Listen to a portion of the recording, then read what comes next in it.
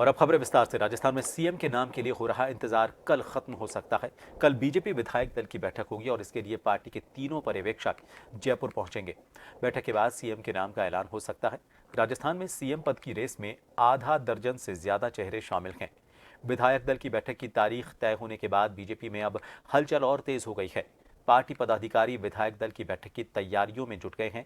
दोपहर होते होते बीजेपी प्रदेश अध्यक्ष सीपी जोशी प्रदेश कार्यालय पहुंचे। इसके साथ ही प्रदेश कार्यालय में गहमा गहमी भी बढ़ गई। पार्टी नेता राजेंद्र राठौड़ और मदन दिलावर भी बीजेपी कार्यालय पहुंचे।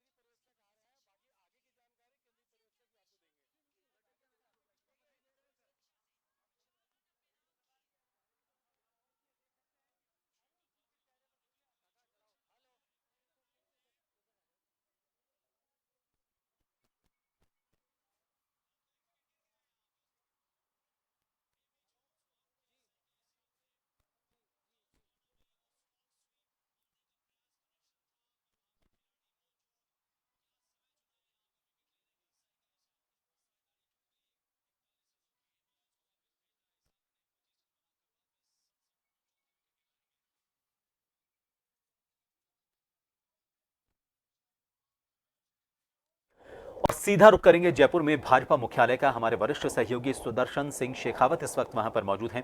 सुदर्शन, छत्तीसगढ़ के मुख्यमंत्री का ऐलान हो चुका है और अब से कुछ ही देर पहले, कुछ पल पहले मध्य प्रदेश में भी कौन मुख्यमंत्री होंगे उसका भी ऐलान हो चुका है। राजस्थान में अभी तक इंतजार किया जा रहा है, कल की संभावना जताई जा रही है। लेकिन जिस तरह से दो नाम सामने आए हैं, बिल्कुल अप्रत्याशित नाम सामने आए हैं, छत्तीसगढ़ में भी और मध्य प्रदेश में भी।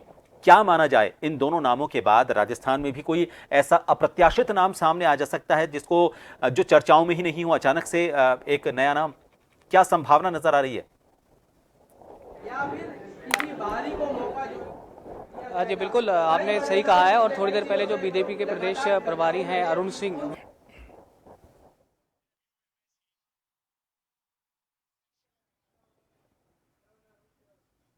बहुत ही कहा, ये जो दो यहाँ पर नाम सामने आए हैं मध्य प्रदेश में, मोहनलाल यादव का अनएक्सपेक्टेड पूरी तरीके से ये नाम था और इसी तरीके से छत्तीसगढ़ में भी ये सामने आया था। तो इसको देखते हुए ये ऐसा लगता है डॉक्टर प्रभात की यहाँ पर भी कोई अनएक्सपेक्टेड नाम हो सकता है। और जिस तरीके से सोशल इंजीनियरिंग की यहाँ पर लगातार बात की जाती है कि वो एससी वर्ग से हो सकता है या सामान्य वर्ग से होगा या ओबीसी वर्ग से होगा, तो जिस तरीके से यहाँ पर अब तक 2 स्टेट्स के मुख्यमंत्री बनाए गए हैं और जिस तरीके से इसमें सोशल इंजीनियरिंग का ख्याल रखा गया है, लगता है कि शायद वैसा ही कुछ जो एक्सपेरिमेंट है वो यहाँ पर राजस्थान में भी देखने को मिले। और इससे पहले हम सब जानते हैं कि जो नेता है, जैसे पूर्व मुख्यमंत्री वसुंधरा राजे है और जो नेता है, उन्होंने यहाँ पर कुछ लॉबिंग भी करने की प्रयास किया था और यहाँ पर जो विधायक थे वो जुटे थे वसुंधरा राजे के आवास पर। लेकिन उसके बाद में क्लियर इंस्ट्रक्शंस जो थे वो मिले ऊपर से और ये कहा गया कि यहाँ जो पार्टी है वो किसी भी तरीके से जो लॉबिंग है उसको सहन नहीं करेगी। और इसीलिए आप यहाँ पर देखिए कि जो विधायक वहाँ पर पहुँचे थे वसुंधरा राजे के आवास पर, वो सभी यहाँ पर पार्टी के मुख्यालय में पहुँचे और उनके जो तेवर थे वो यहाँ पर सुर थे वो पूरी तरीके से बदले हुए थे। उन्होंने कहा कि नहीं, हम जो पार्टी और संगठन कहेगा हम उसके निर्णय के साथ में। तो क्लियर ऊपर से ये मैसेज है। और जिस तरीके से हम तमाम मीडिया रिपोर्ट्स में भी देखते आ रहे हैं कि जिस तरीके से पीएम नरेंद्र मोदी, अमित शाह जो केंद्रीय नेतृत्व वो चाहेगा वही यहाँ पर चेहरा डिक्लेयर किया जाएगा। जी डॉक्टर। बिल्कुल सुदर्शन, जो कार्यकर्ता हैं और जो विधायक हैं वो तो यहाँ पर पहुंचे, लेकिन जिन संभावित चेहरों की बात की जा रही है, जो 7-8 संभावित चेहरे हैं, पूर्व मुख्यमंत्री वसुंधरा राजे को लेकर भी अगर हम बात करें तो क्या जो निर्देश सेंट्रल से मिले हैं, केंद्र से, दिल्ली से जो निर्देश आए हैं बीजेपी की तरफ से, उसके बाद ये बड़े चेहरे जो संभावित माने जा रहे हैं ये भी बीजेपी कार्यालय पहुंचे हैं, या ये अभी भी इस इंतजार में हैं कि पहले नाम का ऐलान हो जाए फिर उसके बाद बीजेपी ऑफिस का रुख किया जाए?